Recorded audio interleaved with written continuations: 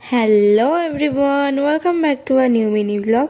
So guys, আজকে হলো বিরাট ভোগ আর আজকে আমি রেডি হয়ে বেরিয়ে গেছি হলো আমার ফ্রেন্ডের সাথে। আর ওখানে গিয়ে দেখছি যে অনেক ভিড়, প্রচুর ভিড় ছিল।